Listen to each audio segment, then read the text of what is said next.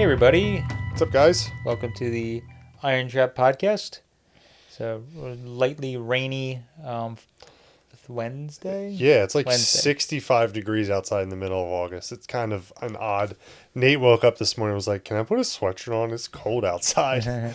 Yeah, it's been the weather's been kind of all over the place this Yeah. summer. It's been crazy here. It's been a lot of rain, and then it's been like ridiculously hot and humid. Humidity is the key. I know California, Arizona people are like, oh, that's nothing. We get Yeah. 110 degrees. Well, we get like 100% humidity and 92 degrees or 95. So it's feels like it's in the devil's nutsack Yeah, like here. Florida. Yeah, it's terrible. So yeah, that's the weather report Yes. from IronTrap headquarters. We're actually shooting this podcast middle of the week. We normally do it on a Friday morning or afternoon, but Wheels of Time is this weekend. What's up, buddy? Hey, we're filming a podcast. Can you give us a little bit? My dad would die. Okay, go play. It's like, what are we doing? I was like, I was asleep. Slight interruption from Nate. But we're at Wheels of Time right now. So we have to film this earlier in the week than normal. Yeah, so that's normally we do our news, so we'll do our anything upcoming, that kind of stuff. So Wheels of Time, obviously, we have going on.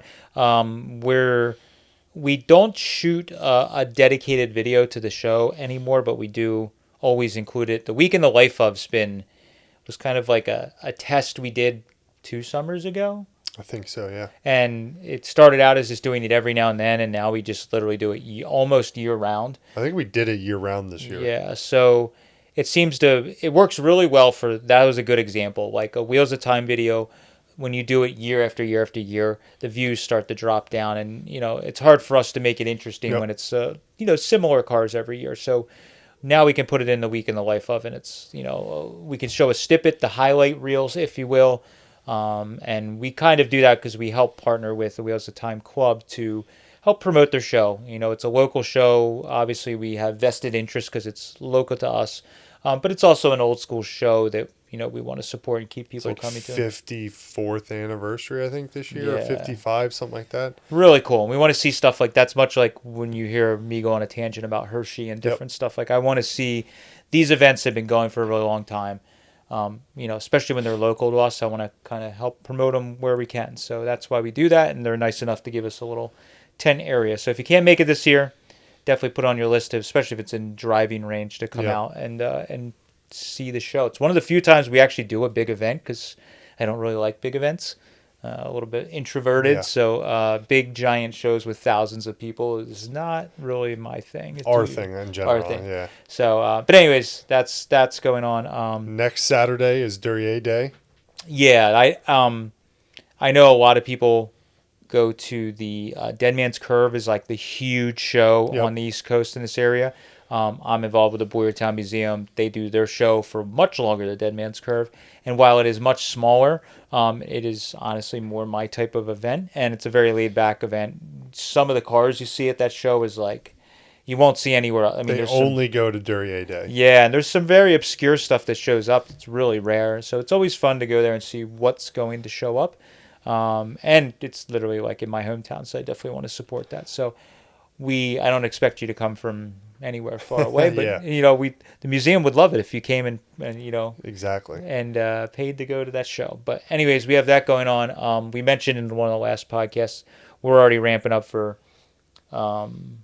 Carlisle and Hershey. Yep. We have a handful of Gasket Goons is a big show in our area, that one-day show that's really The good. 13th of September. So we do that. We do that event and set up for the swap meet. And otherwise, I mean, other big news is I got the sedan delivery. I met my goal. I always make goals every year. So one of my goals was to use the sedan delivery to vend at a flea market. And so last weekend, local flea market that's actually pretty big, that's every weekend in our area, Jake's. They have themes for like the one building and the flea market in general. So they had a car parts one that's like, I guess, the They second. do that twice a year, right? Something like that, yeah. So it's getting bigger every year. They had that, really cool. My friend Nick and I went and we set up and vended, and I brought the sedan delivery and it took me there. I went to a cruise in. It was about 35 minutes away. So that thing is on its way to being usable. Yeah. The overdrive's working good, and so everything's getting there. We have the engine has a cylinder that's unfortunately burning some oil. I'm hoping that it's a ring that's a little sticky, but I got to drive it some, and I'm going to drive it for the rest of the summer, and if it really is as bad as we think, then I will have to pull the engine and put another one in or rebuild it. It ran good on the stand, but you don't know until you put it under load. It seems to have cleared up some, but I don't know if it's fully cleared up. We got to just see the oil consumption and read the one plug that I think it is, and that's the gamble, like we always say with buying a flathead off a shop floor. You never know, and even until you actually put it in the car and use it, you just it runs nice and cool. It runs good. It's just My engine's a prime example.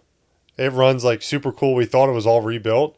Something with there's either no rope seal in the front timing cover or something leaks. It leaks like a quart of oil in like 25 miles. It leaks a lot of oil out of the front. It looked all rebuilt inside. It looked like it was just ready to go, and sometimes things get missed. Yeah, it'll be interesting to see. Somebody might have just missed putting the rope sealant in the front, and it's just pushing it right out of it as the engine slings, as a crank slinging oil around. It's shooting it out. We'll see how many quarts of oil I go. I'm going to drive this to and from gasket or wheels of time every day this weekend. So we'll see how many quarts of oil I have to put in it. I live pretty close, so hopefully it's not too many. But I got to put some in it today before we take it. But that was like the hard goal for this summer was Mike brought it last year, but we trailered it and just drove it on and off the trail because it wasn't really drivable. And now it's drivable, but he's got that oil leak, and we're like, let's just leave it alone. Just use it at the show, and then we can easily, in the next couple of weeks, we can just put it on the lift, pull the pan, see what it is. But, we preach it a lot. Get it on the road, start using it, and you can work through some of these problems. Because if we waited till we got time to do the oil pan, it might be 2 more weeks. Yeah. And then the car's down for 2 more weeks. So it stinks to use some more. Did a bunch of work this week and got it much more drivable. Matt drove it. Steve and I drove it a bunch, trying to work out we had some carb tuning stuff we had to figure out. So yeah, it was just stupid. I mean, again, this is a lot of the issues is the problem with which a lot of I think people have follow our channel and do the same thing, like building a car over a long period of time and bouncing around between normal life, your day job, whatever. Things get missed. Being on a budget and using used parts or rebuilding used parts that sometimes, there's like a steering box isn't great. Well, he started with a steering box that was free that was locked up, and it just might be so worn even with rebuilding it that it probably need another one. So it's like it's on my Hershey list. Yeah, there you go. Nice 34 steering box. But otherwise, we are gearing up for those events. We have we had 2 Swedish guys that stayed with me 2 or 3 summers ago. 2 summers ago. It was really great. There's Benny is a school teacher, a shop teacher in Sweden that he brings a group of students every other year or so from their little school, and one of their stops when there is Carlisle, and they go to do different spring Carlisle. Usually spring Carlisle, and then one of their stops now is they usually come and visit the shop here.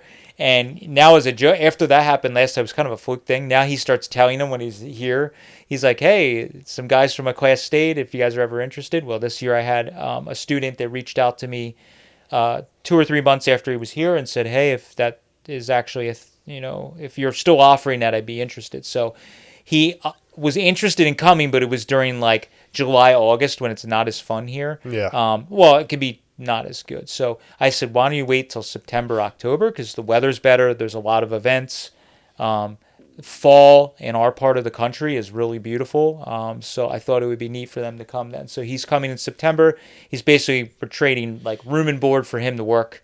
So he's going to be helping around the mill, and, it's not going to be slave driver stuff. They're going to try and take him to some cruise-ins and just experience American culture. So see Hershey probably. Probably see Hershey and Carlisle. So it's really exciting for me to do that, and I'm not opening up the floodgates for any person all over the country to come. And this isn't a free Airbnb. Rip to our email inbox. Yeah. I only have 2 spare bedrooms, so I can't have a separate. We're not setting up a guest house at the mill or anything like that.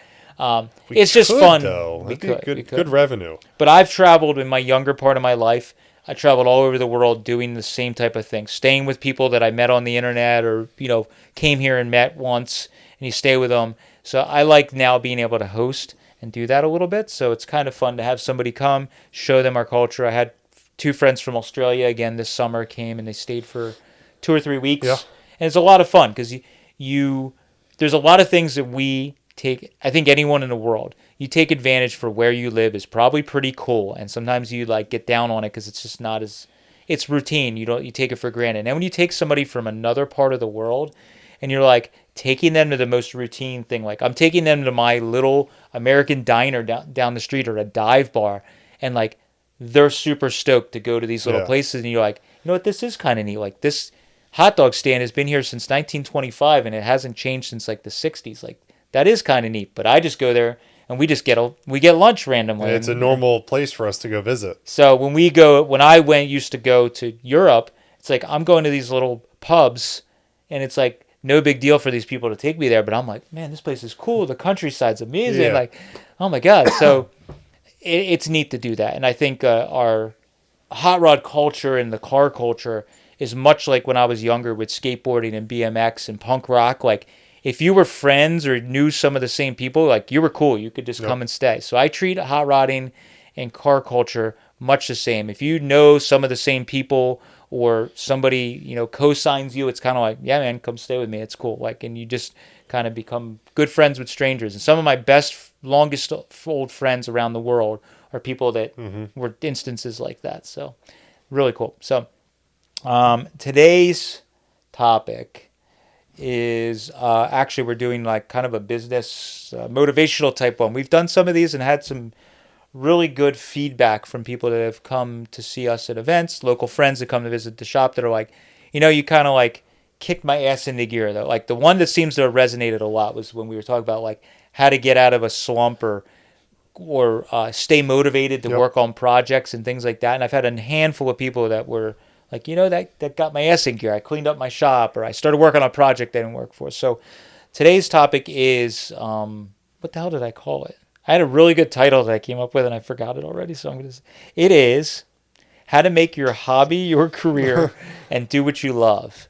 So I feel pretty confident out of anyone in the planet. I'm probably one of a good person to talk about Yes. that type of thing because I took those steps over my adult life to get to where we're at, to where we're very thankful that we get to live a pretty cool life doing what we love. We work our asses off, but We get to basically play hot rods all day, yeah, all day, every day. We get to play toy cars Yeah. and do whatever we want. I mean, literally before this podcast, I just decided I was going to organize my tools for the second half of the day with more Snap-on tools. Yep. It's like my boss wasn't yelling at me. I wasn't looking over my shoulder like somebody's, mad that I wasn't. It's like, I have to deal with that though.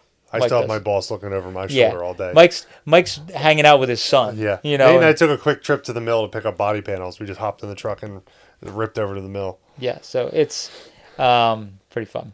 So I figured it'd be cool to talk about that. And again, this is kind of something that's been made me think of this because when we go, much like Wheels of Time, we go to some of these bigger events. I will have people that will come up to me that are maybe stuck in a job or stuck in a situation where they're like envious of what we do, and I always say that like recreating what we have, very, very, very difficult, very hard. There's a lot of things that I did to get us, and we did to get us where we are, and also a little bit of luck, a little bit of hard work, a lot of hard work, and timing. Yeah. Timing was a big part of everything with us. So, but there's some steps that I kind of did over the years that I think a lot of people do, and when we talk to different friends and different people, like having pep talks with some friends and different people. I've even just had strangers that have shows that have come up to me and are like, I'm a Chevy tech at a dealership. I hate what I do. I'm miserable every day. Like, how do I do what you guys do? And I'm like, well, what we do is probably a little hard, but you can take some of the things that we've done over the years. And I'm not saying that we have the solution. It's really, I always ask people like, what is it that you want to What's the final goal? what is it that makes you happy? Because a lot of times when I've talked to friends over the years, what they want and what they're willing to give up or way of life, that doesn't match. Like if you and your wife have a type of life that you are comfortable living that is more on the vanity side, where you want to have both have a brand new Mercedes or whatever, Yeah. and you have the really beautiful $1 million house in a, in a nice neighborhood, all that stuff. Like you have some costs of living that are much higher than how we live would afford. Hmm. Like we do okay, but like And that type of living isn't gonna coincide with. yeah, and sometimes people, I've seen it with some of my friends when they get that free reign. Hmm. Sometimes they need to go a step towards their goal, but not towards like I'm totally independent and I work for myself. You get that freedom, and you kind of just like you Yeah. need some structure to keep you busy and on task. Right. I've had friends that start their own business and they're like, I'm self-employed, and then they don't do anything, and then they have to go Yeah. back to doing a normal job. So sometimes a step in that direction is Hmm. makes you happier, but that final goal sometimes isn't always the best for everyone. Yeah. So I think for me, like with my process that I did over the years, so like, when I was younger, doing skateboarding, BMX, all that stuff. Like I always loved traveling, just like adventuring. Adventures has always been my thing. Like whether I was bunch of us throwing BMX bike, Moon's getting bit by a fly. So if you hear chomping, like there's a wild dog, that's him trying to get the fly. Um, so like for me, it's always been like even if I 3 or 10 of my friends, we jumped in some vans with BMX bikes and just drove cross country with no money and no plan. Like we do similar stuff now, but Slightly more money and slightly more plans. yeah, and we get a hotel now. Yes. But like I always liked that part of it. But like as I realized I had to get an actual job, um, through my life, a lot of stuff that has helped me get to different steps was a lot of it was not necessary. I'm not saying schooling isn't important. I didn't go to college. I graduated high school barely, and then just did my own thing. But like what helped me was networking, and networking is really the thing Yeah. because when I got out of high school, like I got my first like real job in like an office type setting, professional type job. I would love to see you in a professional type job. It has to be the funniest shit Yeah, ever. totally, totally. It's like, um, it was like Office Space, Space. but like I had some tattoos and Dudes, yeah. gauged ears. Yeah. But um, basically, like my first real job into professional world was a friend, acquaintance slash friend that was a rollerblader that frequented the local skate park that we all like a bunch of us were like the locals. So he was one of the local rollerbladers, and there was a bunch of us, and we were all friendly. Like even though he's a rollerblader, I was still friendly and cool with him. So like he was a little older than I was, and he had like a legit professional job. So like I saw him at the skate park. I graduated high school and was kind of like we were just BSing. He's like, "Hey man, like I work for this company." I think he did like fraud, like credit card fraud. He was in that department doing data, computer whatever stuff, Important stuff. important stuff. But he's like, "I work for this company that basically runs or owns all the online sports, like all the physical Dick's Sporting Goods, Sports Authority, like all these different physical locations. They were getting into the internet world, so they were running all their internet stores for all these companies, and they were like they have a need for technical people to do like customer service but technical. So if somebody bought a BMX bike and mom needed help with threading the pedals on, they would call and I would do that. He's like, but it's third shift, and it's like for me, I was like, it's something that's, and this is the idea with everything I'm going to be talking about. My idea was it wasn't what I wanted to be doing, but like I was doing sports type stuff. I could have been doing customer service that was like totally not anything interesting. But it was like, you know what? I liked baseball and football and stuff when I was younger, BMX, skateboarding. They sold those things. This is when Razor scooters came out. Oh So boy. I have some great this office was super cool. It was in King of Prussia, and it was like, to me it felt like what I heard that like Apple and Google and some of those places were like in the early days when like everything was like Hip and cool. hip and cool and you do what you want. Everybody kind of comes and goes and you're like hanging out. So like it was like that there. Like it was a huge office, and I would bring my BMX bike and ride it around. They had a basketball court in the office, Oh, that's cool. which was pretty cool. Like a half court that you could shoot ball and pick up games in the middle of the day, and I had a friend, a guy that worked there with me that skateboarded, that was like an FDR local. He would bring a skateboard and like he would just do flat ground tricks like in the see a moon in the on the basketball court. Anyways, I started that job third shift. It was miserable working third shift, but Who it the hell got called on third shift? we got a lot of calls. Believe Really? it or not, we got a lot of people that were like calling at weird hours. And for the most part, to be honest, there wasn't shit going on in the middle of the night. It Yeah. wasn't that busy. But we were answering emails. There was other stuff we were supposed to be doing. Like the guys that did the product designing, you had a specialty you were interested in. So like they would leave stuff on my desk like, hey, if you got nothing going on overnight, ride this razor scooter around, see what you think of it. So like I'd go and like ride the razor scooter and do tail whips in the basketball court, and I'm like testing the scooter, and I'm like, this is sweet. So it was really cool, and I took it for granted because it was my first real job out of high school.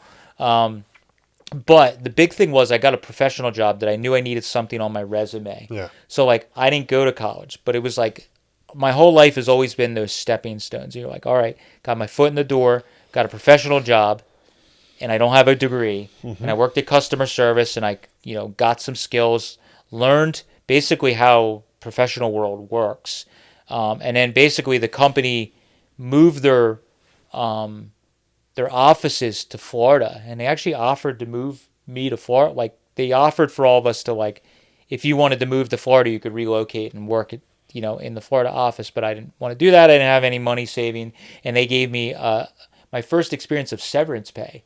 And they gave me like a couple months severance pay. Holy cow. And I was making like the most money I ever made in my life. So I did what any 18-year-old kid living in his first apartment would do. I blew that shit on girls and sneakers. And that was hood rich for about yeah, 3 weeks. About 3 weeks. So I went and just like spent that money on stupid stuff and didn't save any of it. Didn't look for a job. I'm rich. But what happened is that got me some sort of professional experience. So then I did the whole like temp service and working office jobs, and it sucked. And I did that for a while, but I quickly realized that like the professional world, I liked some of that, the computer stuff, whatever.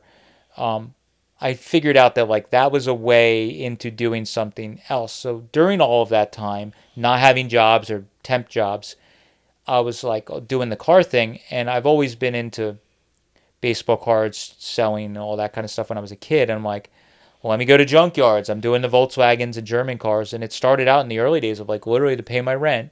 I would go to the junkyards and pull parts while I worked at these office jobs. My favorite, you said get changed at lunch, drive to the junkyard, pull parts, come back, get dressed again. Yep. I would actually change in the parking lot of the junkyard. So I'd go to the junkyard and I'd have spare clothes in my car, and I'd change. Sometimes I'd just change my shirt, but sometimes I'd take the pants off, everything. I'd just be in my boxers, changing into the work clothes, carry my toolbox in the junkyard, spend a half an hour in the junkyard, and then I'd drive back, and whatever I could buy, I would sell to make money. So, like, I was doing that. So I started like, okay, now I got the computer knowledge a little bit working an office job. Now I can start selling. I found eBay and all that stuff. And then it was just like, I didn't like the corporate world. I remember my last real office job that was totally not related to cars or anything I liked. I worked for a place that was like I think it was a cell phone insurance company, again, in King of Prussia. Totally Sounds stupid. terrible. Terrible. Getting calls about, phone calls about people with claims because their cell phone broke, whatever. God. It was terrible. And I remember I was sitting there and I had a desk where I could look out the window at my car, and I had my fun car in the summer. It was like a, hooked up Volkswagen, a 70s or 80s car. And I'm looking out the window. I'm like, man, it is. It was like a day like yesterday. It was like beautiful, and I'm like, fuck this. Yeah. And I literally got up in the middle of like a Wednesday at 11 o'clock, got in my car, didn't tell anyone, and drove home and said, I am never going back to like sit in the crazy city traffic, sit at a job I hate, talk to people I have nothing in common with. I was like, I'd rather fucking starve than do that. And I'm like, I'll sell car parts and pay my rent than do this ever again. Because I had like gotten rear-ended like the week before. My cool car had gotten rear-ended by an asshole in traffic, and like the bumper was banged up. I'm like, I'm not doing this. So I literally left, and the whole drive home I was like, I'll starve than do this. Like, I'll figure it out. And then I was like, I went the backwards of not backwards, but again, it was a stepping stone. It's like, well, I never worked. My brother offered to help me get a mechanic's job, and I had no. Again, back to like the office. I had all this. I had office experience, but I never went to school for mechanics. Just working on my own stuff. So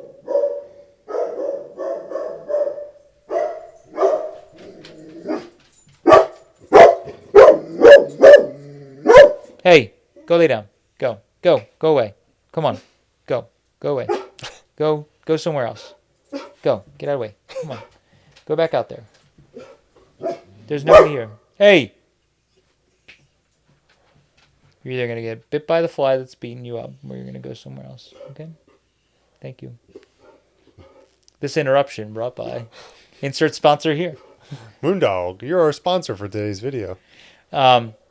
So I basically, it was like, again, the mechanical side of things. I was working on my own cars and was self-taught by, my father or whatever, growing up. But so I took this job just because I was like, went the other way. I'm like, I hate this corporate world and blah, blah, blah. And then I went and worked at a garage. And I got to experience the bad, the good and the bad of working in a garage or a blue collar type situation, which, to be fair, I'm not telling my whole life story. I worked at a dairy farm as a kid before I could drive, up until I could drive. So, like, I knew blue collar work. Yeah. Like, I grew up in a blue collar family. Not make it sound like I just only knew office work, but I was like, you know what? At least if I go to a garage, it's more my thing. And then I saw the normal garage changing oil on a minivan and changing tires. I'm like, this is okay. I like the mechanics, but I hate this. This is terrible. So It's the not fun part of the mechanic side. yeah, but what was good about that was all these things that you're doing. So if you're somebody that's listening to us and you're just out of college or you're in high school or you're in your, maybe you're stuck in a job that has nothing to do with where you want to be. All these things I did, I tried to take something from them and learn and get me further. So here, I never knew how to use a tire machine, how to do a lot of like normal, not like specialty car stuff. Yeah. So I got to learn a lot of that. You're pretty Like, good with a tire machine now. I'll tell you that. yeah, I learned, and I literally from that job, I learned how to use a tire machine. And there was a lot of like, in the wintertime, the first snow, it was all hands on deck. Everybody, I didn't matter if you were the highest mechanic in the shop, you had to do tires because there was a line out the street of people waiting for tires. And that's what made the company business money, mainly. Yeah.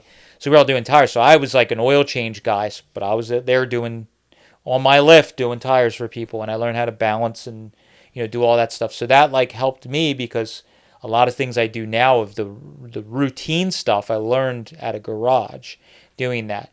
And I pretty much got fired because I was an asshole and I couldn't show up on time, and I just I didn't like that part of it. The guy that ran the shop was an asshole, and it's just normal stuff that the downside of working at just a normal garage that's like fast paced like that is you're dealing with some of the that side of it. But so like you went to a blue collar type job. Like, did you go to tech? Like, Yeah, I went to Votech in high school. Okay, And so when I was in high school, there was a co-op program that was available. So I took advantage of that in my senior year. The company that I worked for right out of high school, I worked in our shop in high school, like building overhead cranes. And when I graduated, they were like, do you want this job? You can just come work straight for us. right. So it was like a real seamless, it kind of worked. I got lucky. Luckily, all the kids in my Votech class were dumbasses and no one wanted to be an electrician. And I was like, this sounds kind of fun. I enjoy this. So when the first like job offer came in for co-op, I was given the choice. So it's like, Oh, wow. I got the pick of the litter. I got to take the job that sounds the most fun. So you were more just picking, like, you didn't have a direction. You weren't like ahead of time. You weren't like sophomore in high school and you're like, I want to be an electrician. It just kind of Actually. Oh, really? So I decided to go to tech school when I was in junior high. My parents, we had a conversation. They're like, you should probably go to tech school. You're definitely not going to go to college. You don't seem like the college type. Right. So my dad was like, just pick a trade. What sounds like the most fun? What would you like to do? And we kind of just had a conversation. I was like, electrical sounds kind of fun. So I kind of just made a decision in ninth grade that I'm going to be an electrician. Oh, okay. And Well, that I stuck with it though. I mean, I could have just not cared and just got through with it. But Yeah. I guess with you with the tech school thing, you were able to step in a job where you were able to work your way to making more money yeah, pretty quickly versus the other way that I just started from no background at all and I had to make $0. yeah, So like with you, it almost didn't make sense to wander anywhere else because you're exactly. making decent Yeah, I got money. a pretty decent job offer out. Like I started the day I graduated high school, You're basically. making decent money. Yeah, making good money, and it was, and the job that I got to travel the country like right off the bat. So Oh, it's that's like cool. 18, and they're like, "Do you want to go to Florida?" Like, what else do I have to do? That's Let's go to awesome. Florida. Yeah, so So we were that's the living. luck side. I was super lucky, especially because I graduated in 2009. So Yeah. like the job market for trades like building houses, there was no jobs doing electrical work because no one was building anything. Mm, So luckily, I got in on the industrial side where there were yeah. still jobs available. Hmm. Just dumb luck, Right. 100% dumb luck. Yeah, that's interesting. Yeah, and I think I was just bouncing around trying to figure out every time I got something, it was more like, well, I like this. So I'm like, Yeah, I like cars. Let me, my dad was a mechanic. My older brother's a mechanic. So like, it's like, oh, I guess, I tried the professional thing. I hated. I guess I'm gonna be a mechanic, even though I wanted to buck whatever my father yeah, said or wanted me to do. And but that didn't work out because I didn't like the structure hmm of it. It's just not a, I know a lot of mechanics that work at shops, whether it's a dealership or just a normal shop, and it's like a lot of them say, and I learned from going there, like some of the older guys that were working at his garages, like a lot of them started out like much like myself, like they liked cars. They were a muscle car guy or a drag racer or a hot rodder, and like that job sometimes beats you into the submission that you don't like cars anymore. you never touch. I mean, I know a bunch of mechanics They that that's all they do, and they never touch their own They, shit they don't ever. they don't work on their own cars or they don't have the time or it takes forever to work on their own cars because when you get home you're tired of dealing with broken cars. So Yep. like no, I know mechanics that also are really good at balancing that and they have a kick-ass car that they Yep. drive, hot rod, muscle car, whatever.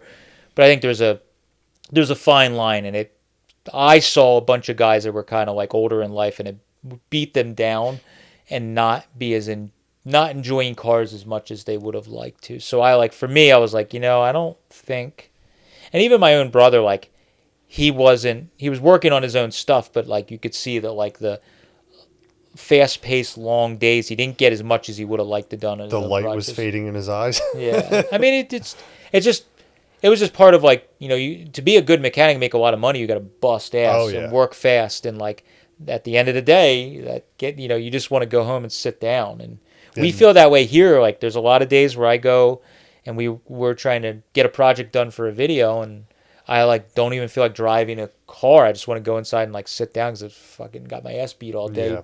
trying to planish hammer a panel for 8 hours, and it's like, Or wet sand for 8 hours. yeah, it's like I just want to sit down and Not not look do at anything. anything, just veg out. But yeah, I mean, I think it was like taking those steps to like you're picking a job that even though I didn't think any of those, unlike you, I wasn't like, I'm getting this job that's a career and I could hmm step up. I was just like, I'm just getting a job that gets me. I was trying to, what can I get out of this job? So I want to get this job to A, pay my bills, and B, I want to learn about whatever. So get the mechanical skill, I learn about that stuff. It helped me with being a get better mechanic and all that kind of stuff. And then, I kind of did that with when I left the crane company and went to work at a chocolate factory. I went there and worked the absolute worst shift. Remember the shift I used to work? yeah, I worked every Thursday night, Friday night, and Saturday night, 6 to 6, and every other Wednesday. It was the only shift available, but the plant was 5 blocks from my house.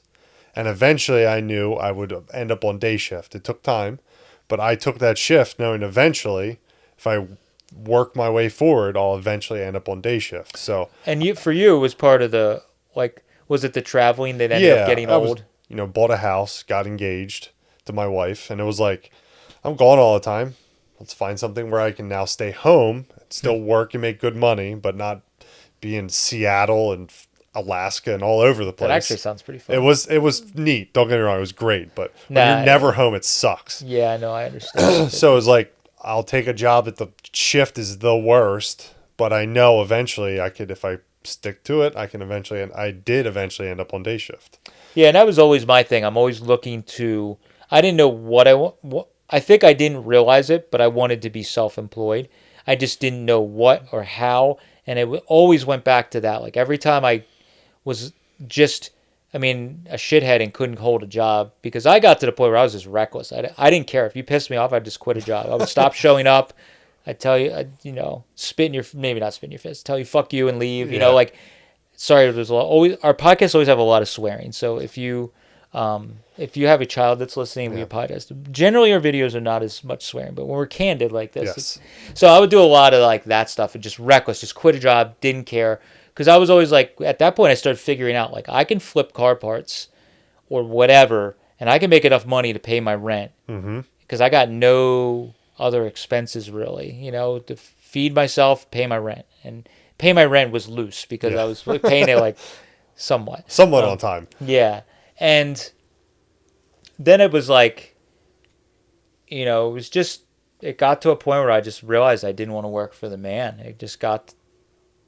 I don't remember what point in my life, but I got to a point where I was like, I'm not working. I think my last job was a job I worked that was like a real job. Not Eastwood was a real job, but like that was kind of a dream scenario. But I think I worked for a company that made, like baby stuff, like cribs Ugh. and like all that kind of stuff. They were outside of Reading, and I worked in customer service and tech support. And I worked there for actually a handful of years. Like the people in the office were cool that I worked with, but it was literally like customer service. It was terrible. And but like it made it. I like was like, you know what? I'm gonna, because that was a point in my life where I'm like, you know what? I'm gonna buckle down. I'm gonna get a job. I know this is how life is. You're gonna hate your job, and you're just gonna go to work, and it is what it is. That's how you live life, is be miserable at your job. Yeah, and then I remember at a point I was like, oh no. Sorry. Business line is always ringing. Yes. I realized I was like, I'm going to do this. And normal people just get a second job to afford the things they want. So I like worked a retail job at Hot Topic at the mall. You worked at Hot Topic? I worked at Hot Topic. Yeah. It was Nice. like Which I'm like, mall? yeah, Berkshire Mall, Oh, okay. which is like dead now. But I was like, I'm going to work a second job. So this is what adults do. Yep. This is what you're supposed to do. And I'm not, why am I in the junkyard flipping stuff and, blah, blah, blah. And then I like did that. And then it was like, That had to be the worst. it was terrible. And then I remember I just like quit that because like they were, typical stuff just giving me crap. And I was like, I remember like the store manager was like giving me crap about whatever, being a couple of minutes late or not working some shift that I didn't want to work. And I'm like, I make more money at my normal job than you make. Like, no, like See ya. I'm out of here. And then luckily for me, what ended up happening was that, I was like, I'm working this job. It's a real job. I worked there for a handful of years. And then it was like the company went out of business. And I was like, one of the last few employees there. Like, it's kind of a sad thing seeing a big company like that go out of business because we were literally telling us to lie to customers because there was all these recalls with kids getting hurt and things like that. And they were like, basically they got recalled and sued so many times that the company just went out of business. But at the end, they were like having us lie to people on the phone to not tell them that like their stuff was on the way. It's just we had a little, delay in the shipment. And like they were telling us that we had 3 weeks left for the job. So I stayed there till the very end. Coming. Yeah. And I stayed there till basically the very end. And then it was like, when I got out of there, it was like, you know what?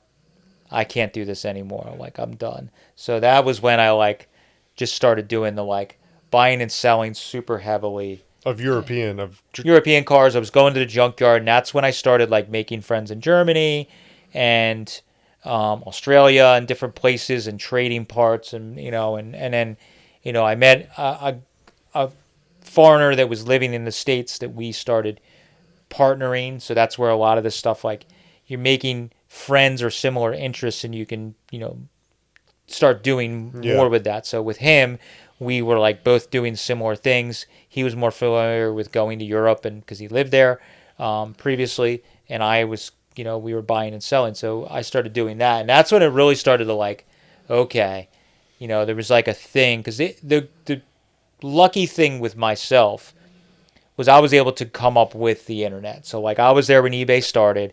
I kind of saw all of that happen in the wild west of when you could sell stuff for crazy money and also buy stuff for really cheap.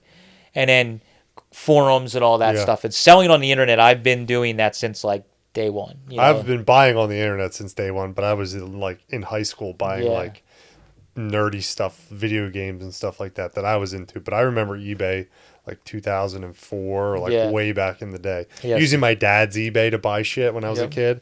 Yeah, I was selling on, selling on the internet like that. But I was like, and that's when I started to learn about even more. I became self-aware about the networking Mm-hmm. side of it. I started realizing like the whole part of like skateboarding and BMXing where like you couch surf and you do all that stuff. I'm like, I can start doing this like anywhere. I can go to Europe and I got a couple people that I know off forums and different stuff like screw it, let's do it. So I went with a friend a handful of times, and I started just going on my own, and it was like literally people I would meet on forums, and we would like message, and they were kind of like open. They're like, you know what? Yeah, you can come crash on my couch for this show or whatever, and they take me around the junkyards, and I buy great shit and bring it home and sell it and make a bunch of money. And this guy I was friends with at the time, we kind of started a business together, um, doing European car parts. And that's when I started doing like learning about the brand building and stuff like Mm-hmm. that. So like we had a thing going and I was like I've always been creative and I think I always liked the idea of building something. But like I was taking all that stuff that I learned before, the professional side of things and customer service, that job that even though it was totally unrelated with baby stuff or whatever, I learned the customer side of things. Like customer service is everything when it comes to building a business and having a business. So Mm-hmm. I learned that side of like I never wanted to be that person that was like lying to someone like, "Oh yeah, it's on its way," and it never is and or like in our side of the business what happens with a lot of guys that buy and sell, they get lazy with shipping in a timely manner. Like they don't think about the customer. Like they're just like, who cares? Like I'll take a week to ship this. Who cares? And they don't think about like that person might be like trying to get that part to get the car to a Mm-hmm. show tomorrow, and you're kind of screwing them over by not like being lazy about it. So like the customer service side of things, like I can annoy Mike a lot with that, or like I can be kind of bitchy about it, but like that's because I think it's super important, and I know Definitely. that I'm the customer that's kind of like bitching about something not showing up in a timely manner, or the guy not telling you that it's shipped, or so we're pretty good about For the that most part, for yeah. the most part. If we're not, it's more just that we are overwhelmed. Yeah. But I started seeing that with the first small business I started, like the dude that I started it with, he was a little shifty maybe with um, business practices, I thought, and maybe his reputation was why I disassociated, also. But um, it was like I saw he came from a totally professional background, so I got to see some of that and learn some of that.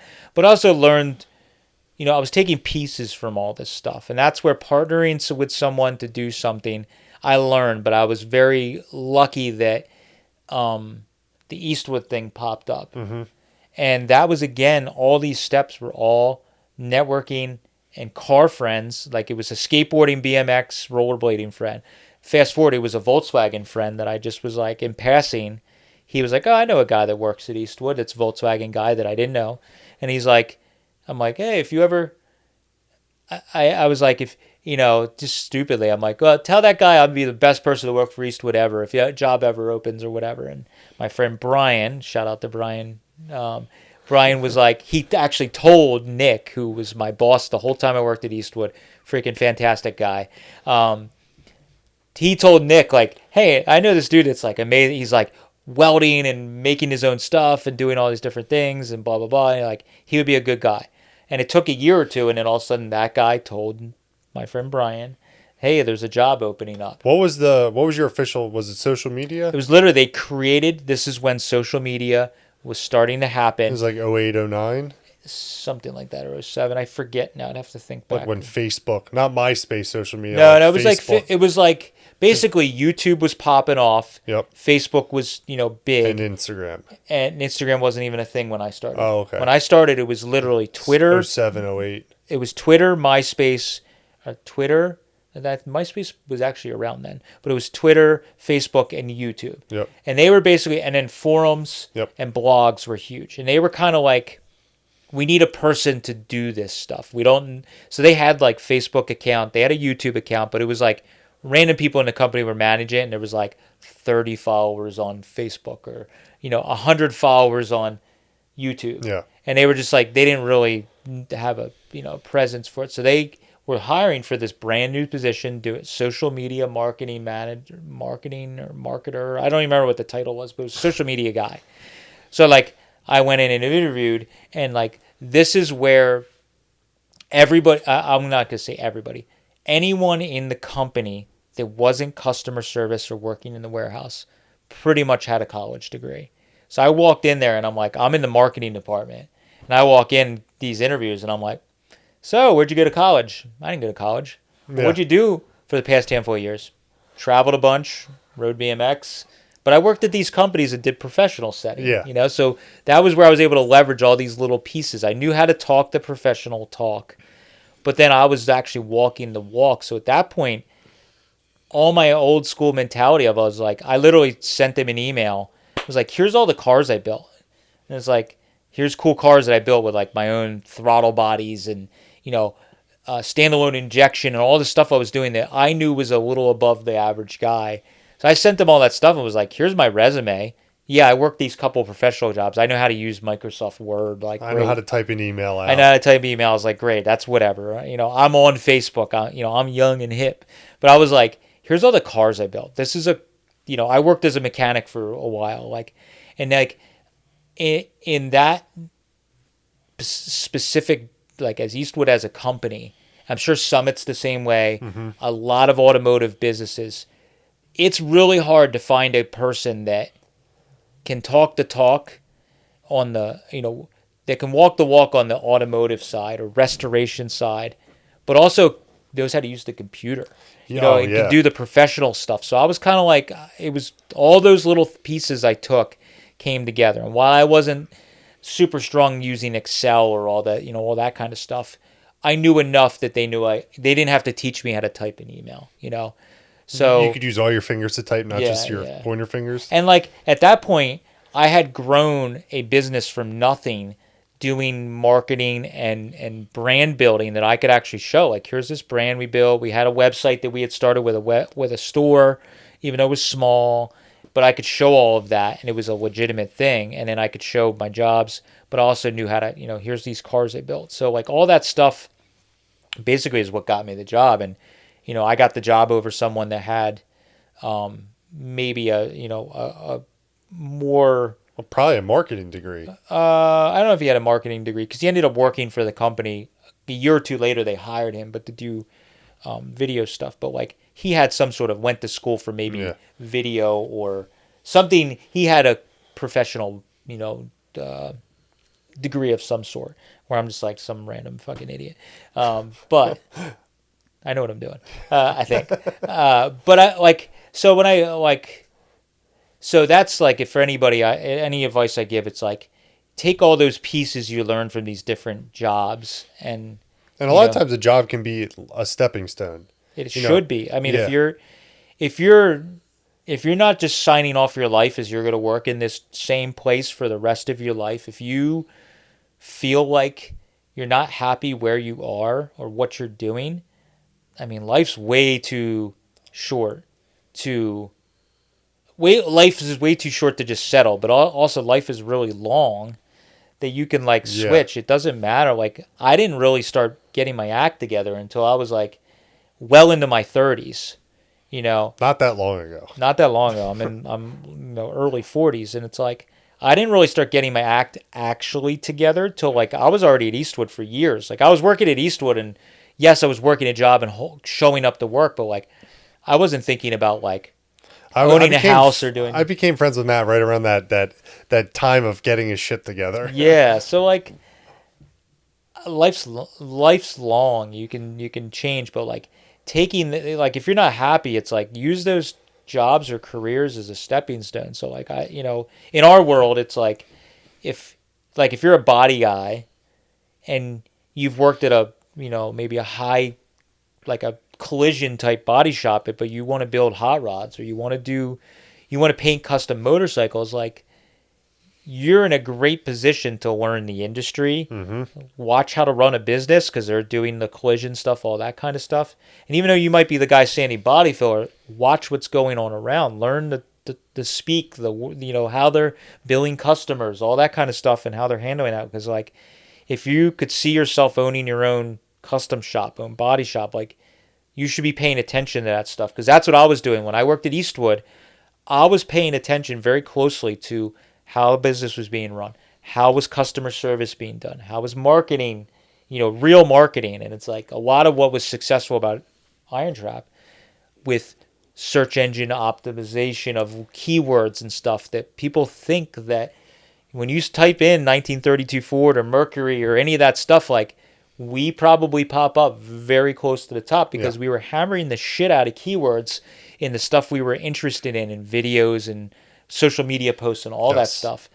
That wasn't an accident. So like I was taking all those things, and that's where, like, going back to, if you want to be a body guy, you want to own a custom paint shop, like learn all of that stuff. It does, you how to run the business, how to do this, how to do all these things, and and also partnering or keeping networking, with those different people to get you where you want to go. And maybe you don't go from a collision shop to owning your own shop. No. Maybe you take that next step and you find a local guy that does high-end, custom work, not just collision. They do like full body paint on, hot rods and customs. All kinds of stuff. Yeah, and you learn from him. Not as much collision as and that's the same thing. It's sometimes is hard with your ego to step backwards, and you might have to go to that guy's shop and maybe make a little less money. I mean, that's a problem even with a mechanic or a lot of, careers where you work really hard and you get really fast at a job and you get paid more. So like a high speed body shop is kind of the same way. Like how many bumper jobs can you do in a day equates to how much money you make. Where you might go to work for this shop that's doing full restoration or full paint jobs, and you're more getting paid hourly, and it might suck to like not make as much, but if you know where you want to go with your career or whatever, it's getting that experience. And I think that's the, if you can figure out how to like afford to live your life, it's a step back, but it's actually a step forward. Yeah, I mean, both of us took a step back in the grand scheme of things because, I mean, like you were selling parts and had your Eastwood pay. So basically you had to... Well, yeah, for me, it was the... I always joke. I cherish every moment that I had at Eastwood. It was a fantastic position and great thing. But if I would have flipped the switch at Eastwood 3 to 5 years earlier, if I was able to not be scared and do it, I think our business would be even 3 times as big as it is now. I missed the bubble. We missed the bubble even a little bit with YouTube.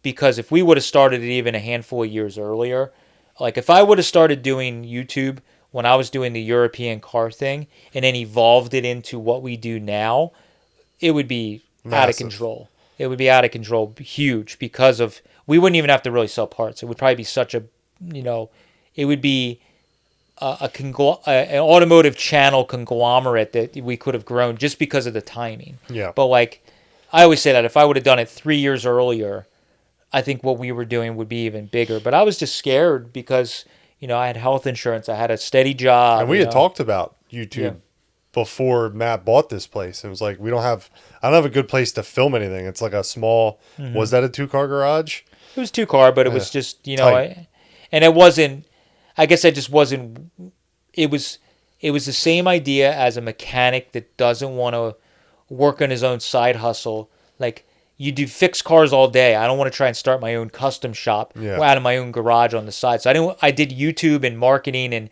on-camera stuff every day at Eastwood. So when I got home, I didn't want to do on-camera stuff. I just wanted to work on cars and not have to be filming. And kind of when we started the channel, Eastwood changed how they were doing the video stuff, and you weren't doing as many of your projects at Eastwood. I won't go off on a tangent, but if we ever start pulling clips out of our podcast, my quote when I go off about the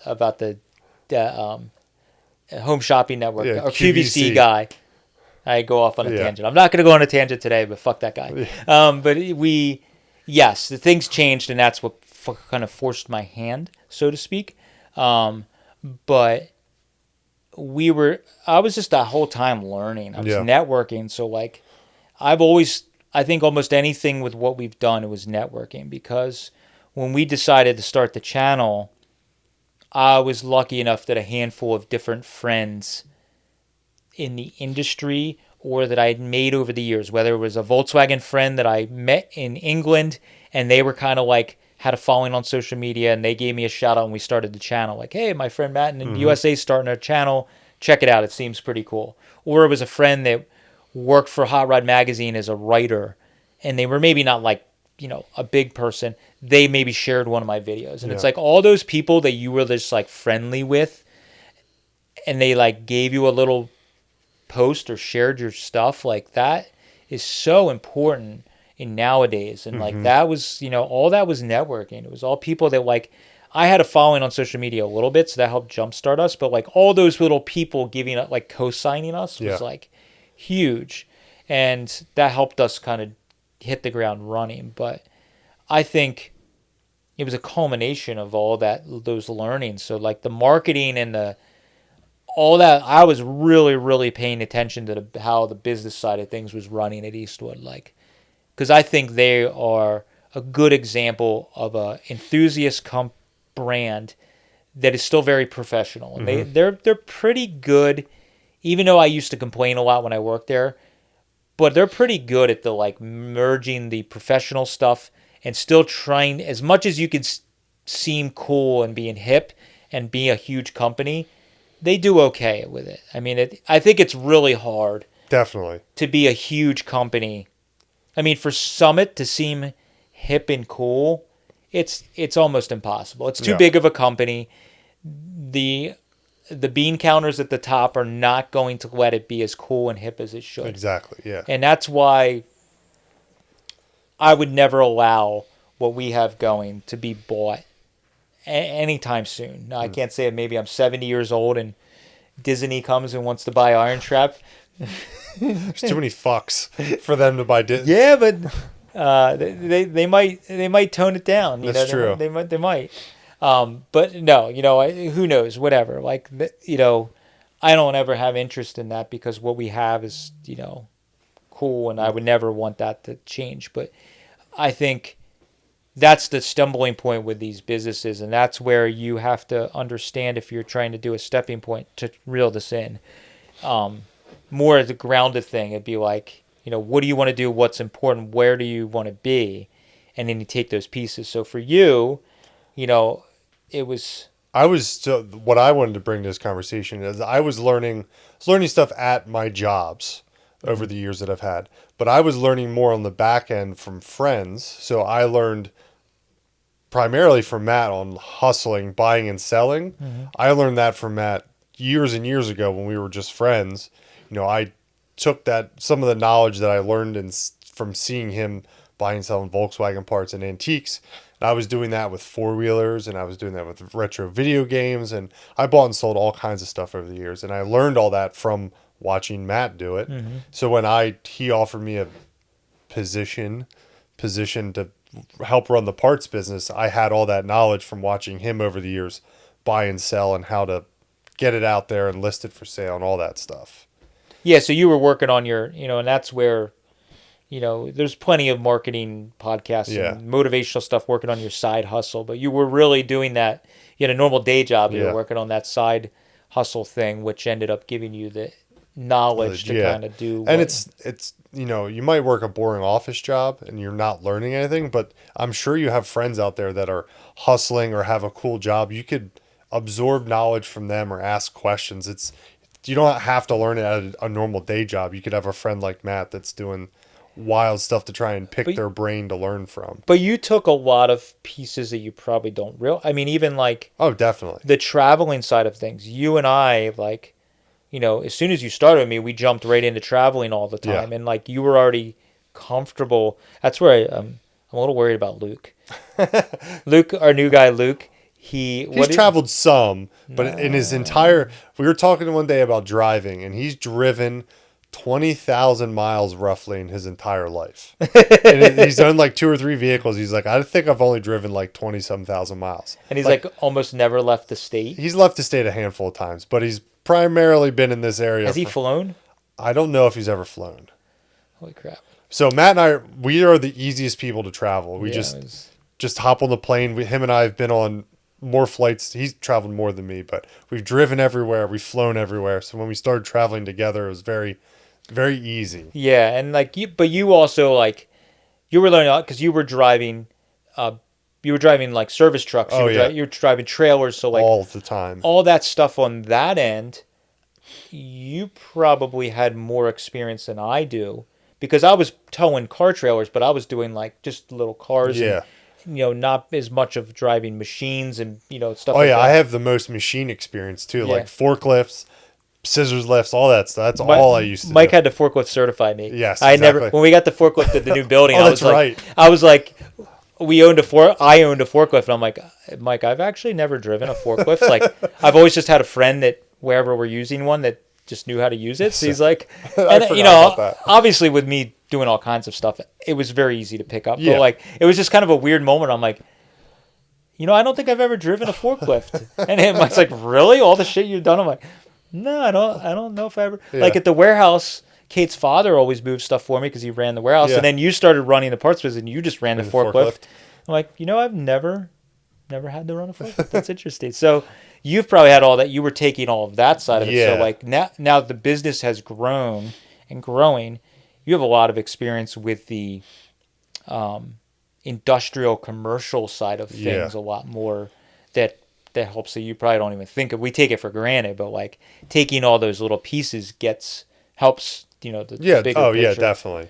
But I think a lot of people, partnering, and it's not always a good thing. I can't say that it's the greatest thing, but like partnering with a friend or family member, and I'm not saying going into business, I'm saying maybe partnering with, and Mike and I are a good example. Like we had a similar vision, vested interest. We're both mentally unstable for work hours. Yeah, but like when Mike started with me, it wasn't like I said to Mike, you need to take a second mortgage on your house to be involved in IronTrap. It's more like, how can we figure out to make it work? Mike's got a family and kids and needs a more stable. I'm more Fly by the seat of your pants. willing to take risks. Yeah. I have a situation in my life, not having kids and not being married. Like I can take some of these risks and Mike can't. So I wasn't like asking Mike to, we get that question a lot. People are like, are you guys part owners or I wasn't like, Mike, you need to buy into the company. It was more like he gets all the upside and there's not much of the downside essentially. But like, And to be fair, I also worked for free doing the YouTube side. Like everyone, it's funny because I was not really involved in the video stuff as much in the beginning. I was behind the camera filming and editing. People were like, so you started working for Matt in 2021? I was like, I've been involved with the YouTube channel since day one. I was just not on camera a lot. So it's like for however many, 2 years, we didn't make any money on YouTube, just editing for free, which I knew the end goal. So I was okay with it. I didn't care. Well, you saw the vision, or at least I drank the Kool-Aid from the very start. Yeah, he did, and that was one of those things that we even to this day when we have like younger people help or different people have helped, and you try and have that conversation where it's like, look, we got to do, and we had that conversation. It's like we got to do this for free, and bust our ass for a little while, and I guarantee, if we stick with it, it's probably going to work. But it wasn't a guarantee. But Never. that was one thing. Like with we get questions about Andrew a lot, and Andrew's doing great. He works at I think a machine shop, and I just saw him like this weekend actually. At Jake's. Oh, really? Yeah, so like he's doing good. But like when he was young and starting out and still in high school, I'm like, hey man, this is growing. I think if you stick with it, like when you graduate high school, you might be able to step into like a full-time job. And he was young, he didn't see it, and that might be the hard part if you have a friend you're trying to bring on board to do something. Now we're going into starting a business rather than get a career you love. But like you need almost a friend a lot of times, or a family member that's willing to co-sign that, if you're not going to go in together, I think that's very risky to go in together, because much when money and business and you become partners, that can become a problem. But I think Yeah. if you have one person like with us that's willing to do the like, the actual side of it of starting the business and the financial part of it, but the other person's, they're co-signed, but they're invested. That's the magic. I think when you get you get some of that, and you sometimes see that where you have a business that's successful, that like maybe a hot rod shop, and the one guy's more of the business money side, and the other guy's the talent. Mm-hmm. It's always hard. I mean, there's no textbook way of doing it, but I would say definitely with us, it's like we were friends for a while. Neither of us were people that were like, like you had a state, you bought your own house. You were, Mike was more stable than I was from the beginning. Yeah. So it was like, Dumb luck again. Dumb luck. well, it's because you did the more traditional way of life. Yeah. Oh yeah. Where I was still flying by the seat of my pants and, doing life experiences more than Yeah. anything. So I think, I think that was, part of it. But it's the same idea with just trying to get a career you love. Like, going back to the body shop example, it's like, maybe there's a guy that you work with at the body shop and you're both kind of got the same idea. And it's like, well, maybe there's a shop in the area and you guys can jump ship or, whatever. The tool guy that comes around also services a hot rod shop down the street, and you go, hey man, I'd love to work at that shop. If can you talk to the owner or one of the guys? And you just get your foot in the door, and that's just through conversations, and you get, then eventually you get to that spot you want to be just through knowing the right people and making friends. And, Who's a good example? We just saw him last week, Jaden.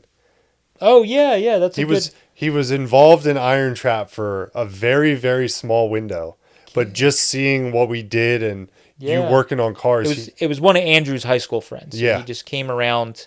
He helped with the Schroll estate.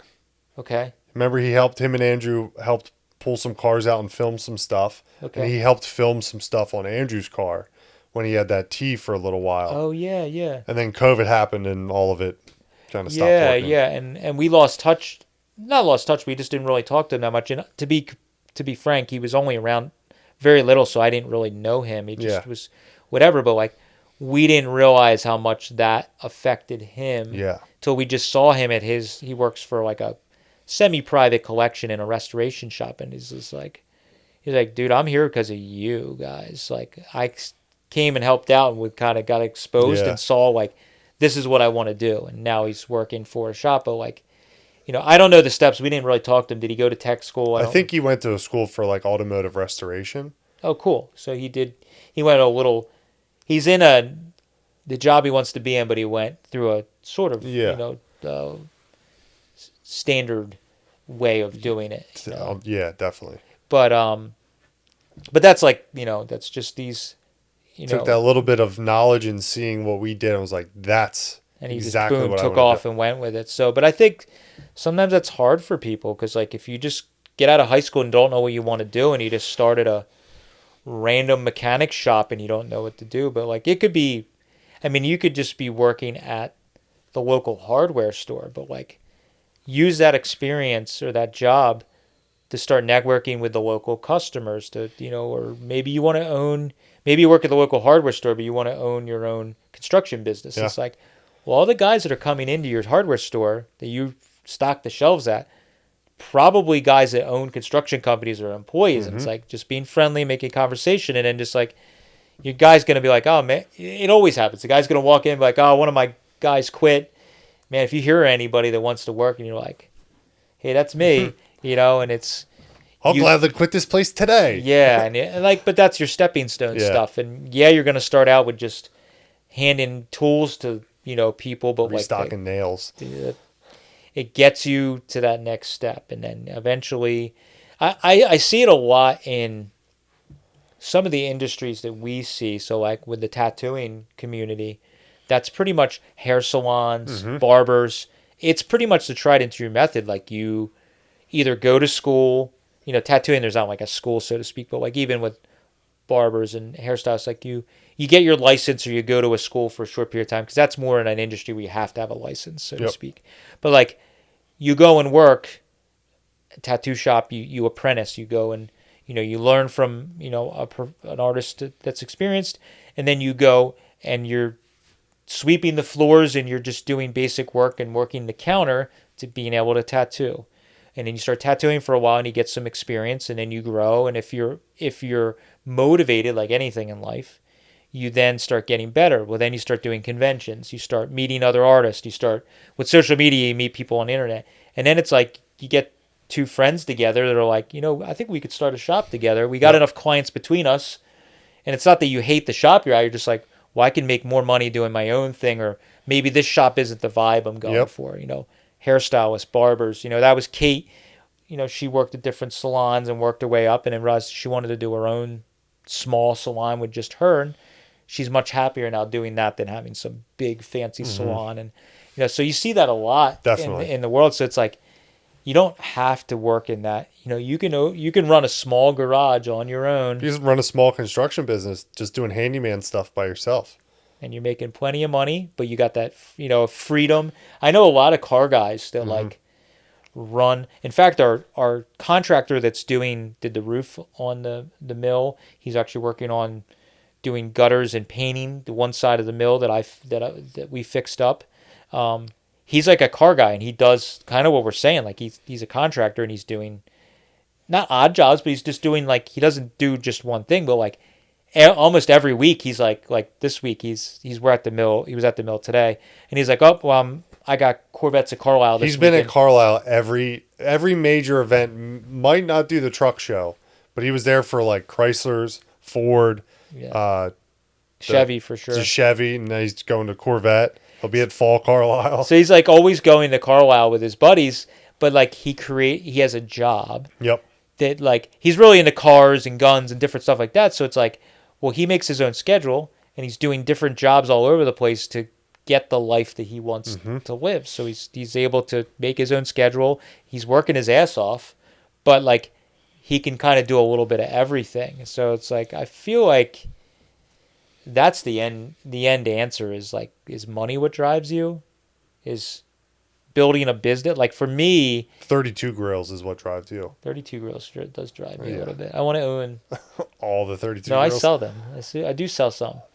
But like for me, I actually realized over the years that like whether it's a car or it's a business, I like building things from zero. Like I love that excitement of making those big steps and growing something. So it's like whether it's a car that's broken into pieces and you make it drivable, that's the part of the automotive hobby that I love. But I realized in business, I like starting something from zero. So when I started that business with my friend doing the Volkswagen stuff, it was like we started it from zero.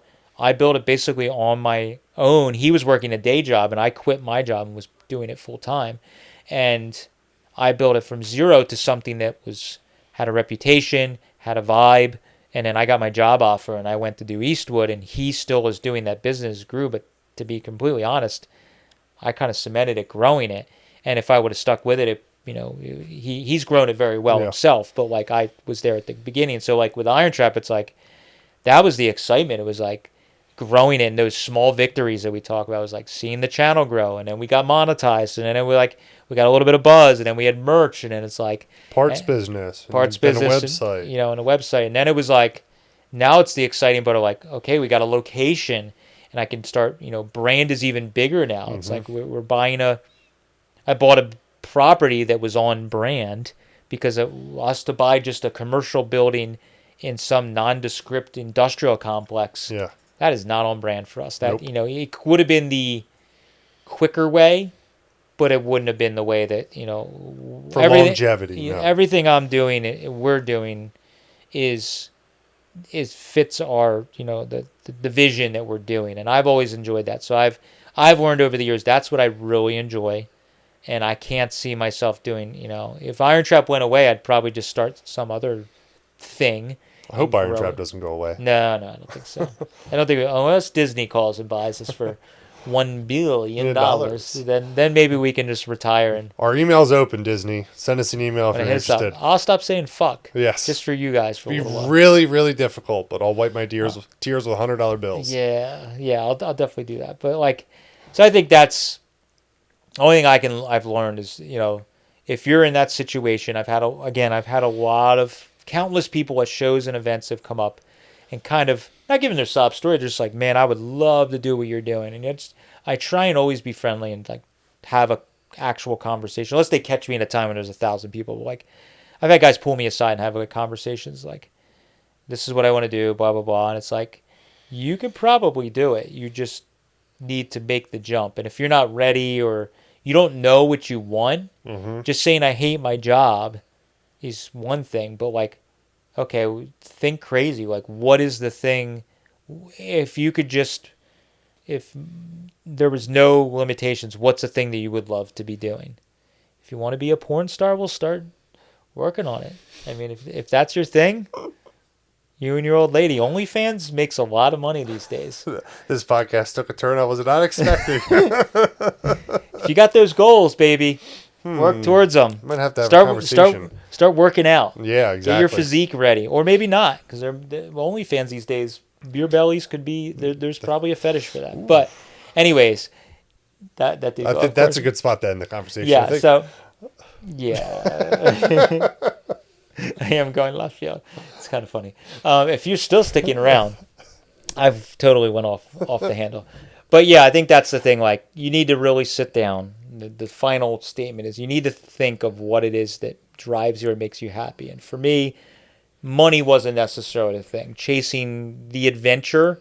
In the end of the day, everything we do is all about the adventure and growing something or building something. So whether it's a business, a car, an old property, the money means nothing to me. Like, I probably could make as much money as you could imagine, and I would still just I'd just buy another old property and build it into something cool, Yep. or start another business and do it. So like, I think for you, anybody, and it seems to me a lot of like for you, I should ask you this: like, we didn't cover this.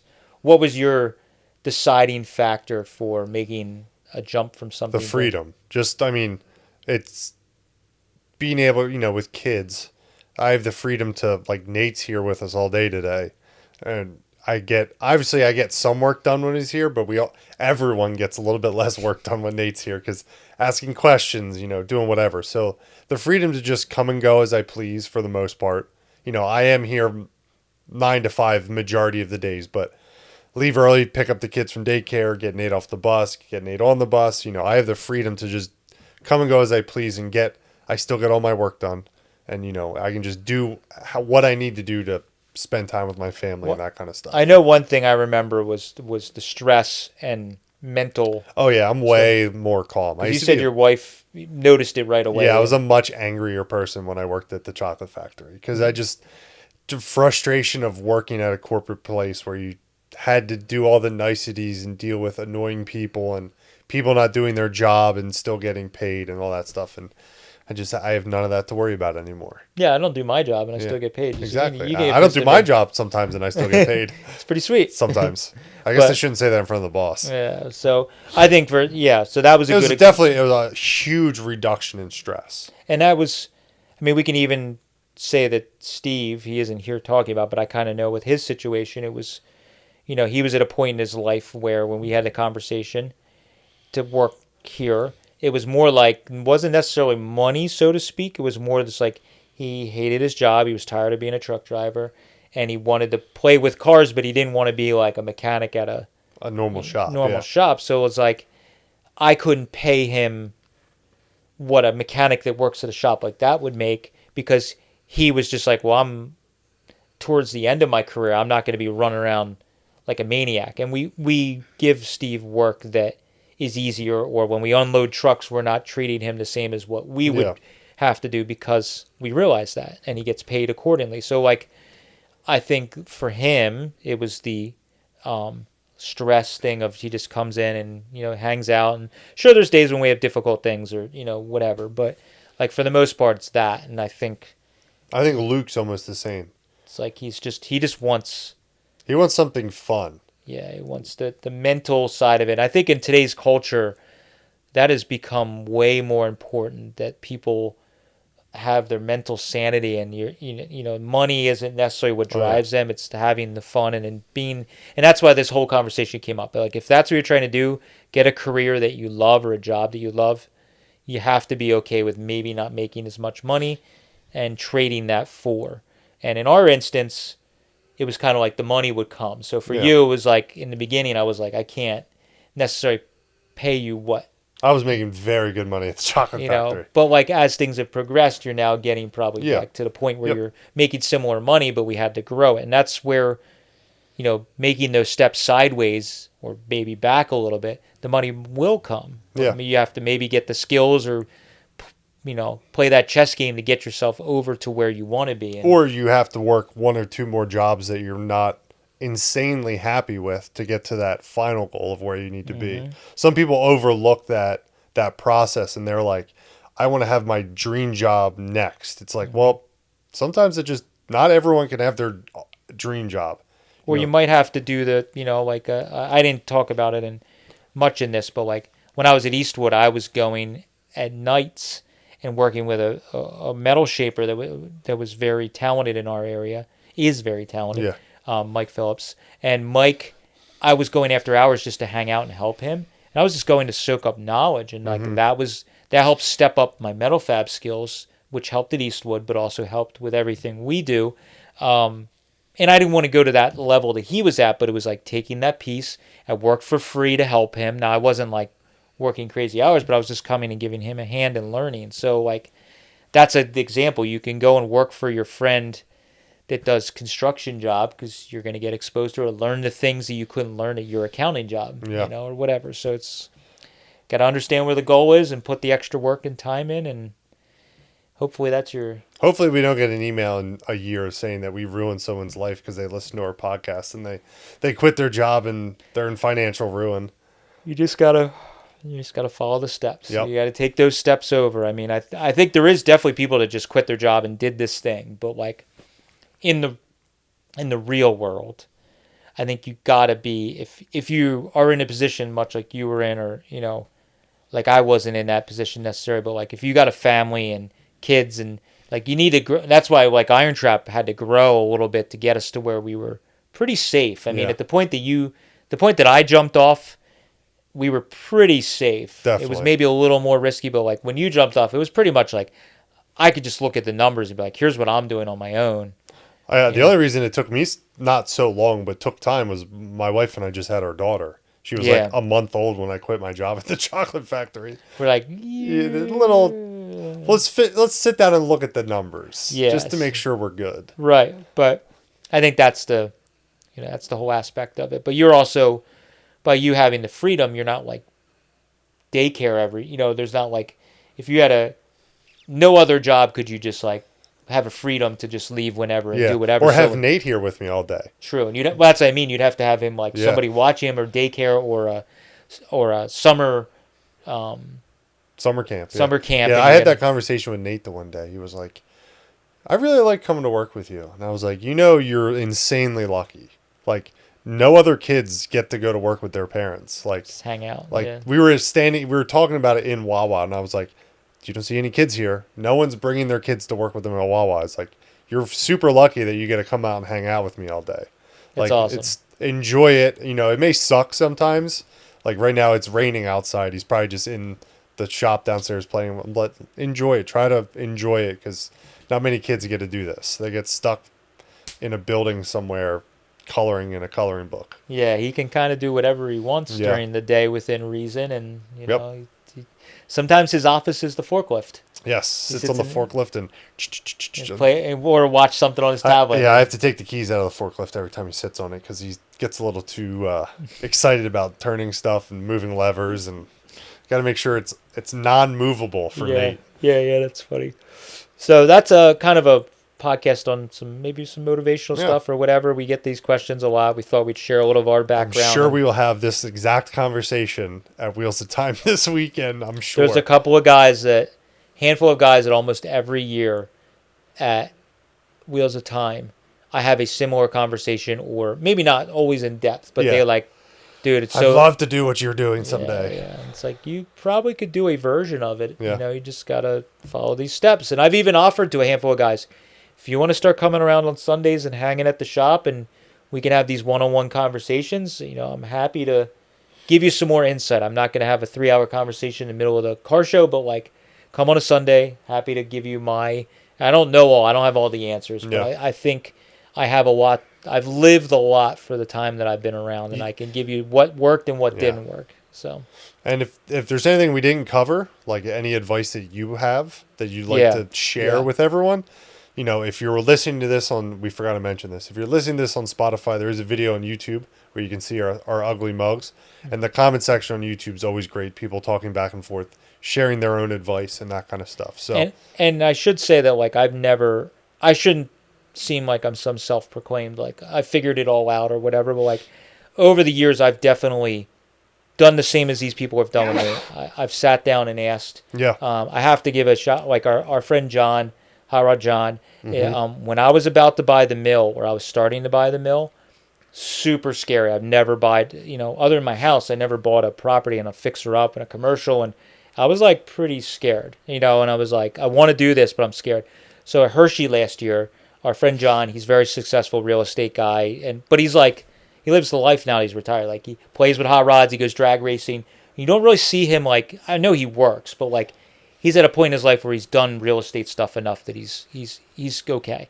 So like at Hershey this year, I walked over to him, just like that guys are doing at Wheels of Time. I did with him. I stopped someone and said, "Hey man, you got a minute?" And said, "Look, here's what I'm looking to do. I just need like, am I crazy? Am I like, can you give me any advice, whatever?" And he like just made me feel good. He was like, "I can't give you all the answers. Here's some stuff I learned. I know with your work ethic that you could make it happen, but like here's some stuff." And then literally at Carlisle, when I was trying to work on closing the property, I was standing talking to him about the property many months later Yeah. when I got the phone call that like, "Hey, they accepted your offer, like it's a go." And I was standing there talking with him, and like it was the same thing. He was like, "Hey, so how's it going with that property?" And I'm like, "Here's what's going on." He's like, he gave me some great advice. So like a lot of things throughout my life, I've gotten some great advice from some people that I looked up to or were doing successful things and took that information. So I think anytime you can be around a person that is successful or doing something similar to what you want to do, most successful people I've experienced, very successful people, are the people that are happy to talk to you if Yeah. you respect their time. So obviously like a Gary Vee or a Warren Buffett, like, okay, those people you're not going to just walk up and most of the time they're not going to just bend their ear. But like if there's somebody in your life that you're exposed to that is successful, maybe you have an uncle or a friend's father that's very successful in a construction business. I'm sure if you took the time to like stop by or buy them a coffee or something, they'll always give you, 15 minutes or an hour of their time. I'm very much the same way. I'm happy to give time to people to give at least what I've learned. So I have to say that though, like there's been some people in my life, I can't name all those people, Yeah. but like there's definitely been people that have just given me advice and I've learned stuff. So and just do it. Ask advice Yeah. Ask Learn. questions. and learn. Yes. So thank you guys for following along. That's our rambling, and we hope we appreciate it. Again, like Mike said, if you got some comments, we have a lot of very successful Yes. people that listen to our channel that are in business and different things. Drop a comment down below if you have some advice or anything like that, and we'd love to hear that because we want to see everybody be successful Yes. and be happy. Yes. So thank you guys for following along. Be well. Catch you later.